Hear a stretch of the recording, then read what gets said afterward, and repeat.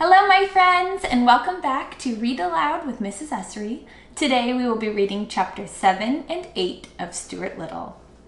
I think you're gonna like this one. Chapter 7, The Sailboat Race. When the people in Central Park learned that one of the toy sailboats was being steered by a mouse in a sailor suit, they all came running. Soon the shores of the pond were so crowded that a policeman was sent from headquarters to announce that everybody would have to stop pushing, but nobody did. People in New York liked to push each other. The most excited person of all was the boy who owned the Lillian B. Womrath. He was a fat, sulky boy of 12 named Leroy. He wore a blue serge suit and a white necktie stained with orange juice. "Come back here," he called to Stuart.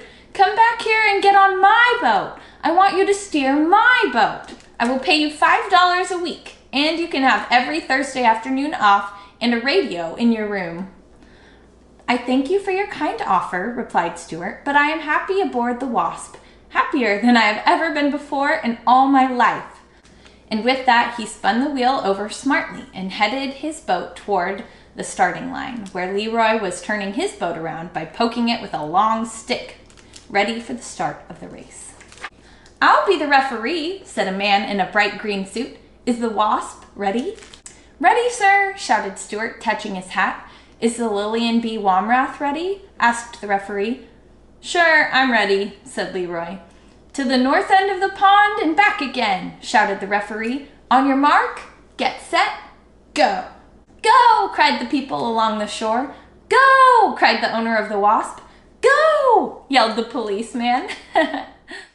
And away went the two boats for the north end of the pond, while the seagulls wheeled and cried overhead, and the taxicabs tooted and honked from 72nd Street, and the west wind, which had come halfway across America to get to Central Park, sang and whistled in the rigging and blew spray across the decks, stinging Stuart's cheeks, with tiny fragments of flying peanut shell tossed up from the foamy deep. "This is the life for me," Stuart murmured to himself. "What a ship! What a day! What a race!" Before the two boats had gone many feet, however, an accident happened on shore. The people were pushing each other harder and harder in their eagerness to see the sport, and although they really didn't mean to, they pushed the policeman so hard, they pushed him right off the concrete wall and into the pond. He hit the water in a sitting position, and he got wet clear up to the third button of his jacket. He was soaked. This particular policeman was not only a big, heavy man, but he had just eaten a big, heavy meal, and the wave he made went curling outward, cresting and billowing, upsetting all manner of small craft and causing every owner of a boat on the pond to scream with delight and concern. When Stuart saw the great wave approaching, he jumped for the rigging, but he was too late. Towering above the Wasp like a mountain, the wave came crashing and piling along the deck, caught Stuart up, and swept him over the side and into the water, where everybody supposed he would drown. Stuart had no intention of drowning. He kicked hard with his feet and thrashed hard with his tail, and in a minute or two he climbed back aboard the boat, cold and wet, but quite unharmed. As he took his place at the helm, he could hear people cheering for him and calling, "Add a mouse, Stuart! Add a mouse!"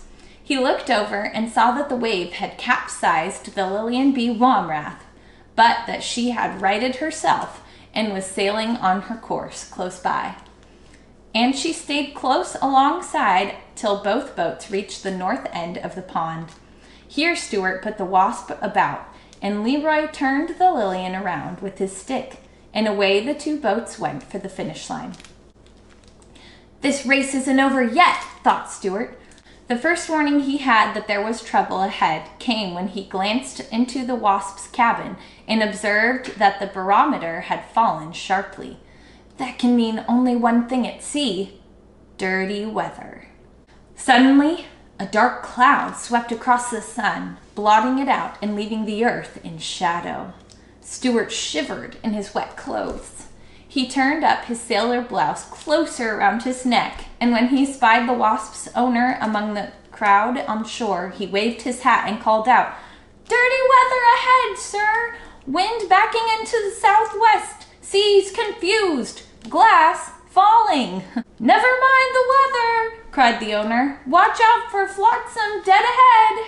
Stuart peered ahead into the gathering storm, but saw nothing except gray waves with white crests. The world seemed cold and ominous. Stuart glanced behind him.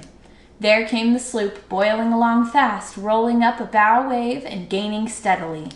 That means the other boat is coming quick. "Look out, Stuart! Look out where you're going!" Stuart strained his eyes, and suddenly, dead ahead, right in the path of the Wasp, he saw an enormous paper bag looming up on the surface of the pond. The bag was empty and riding high, its open end gaping wide like the mouth of a cave. Stuart spun the wheel over, but it was too late. The Wasp drove straight into the bag with a fearful whoosh.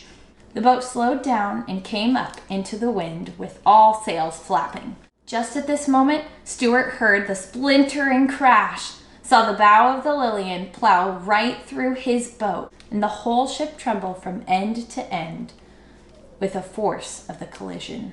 "A collision!" shouted the crowd on shore. In a jiffy, the two boats were in a terrible tangle. Little boys on shore screamed and danced up and down. Meanwhile, the paper bag sprang a leak and began to fill. The Wasp couldn't move because of the bag.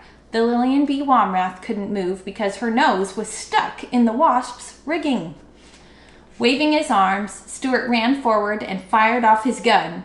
Then he heard above the other voices on shore the voice of the owner of the Wasp, yelling directions and telling him what to do. "Cut away the paper bags!" roared the owner. Stuart whipped out his pocket knife and slashed away bravely at the soggy bag until he had the deck cleared. "Now back your foresail and give her a full!" screamed the owner of the Wasp. Stuart grabbed the foresail boom and pulled it with all his might. Slowly, the boat paid off and began to gather headway.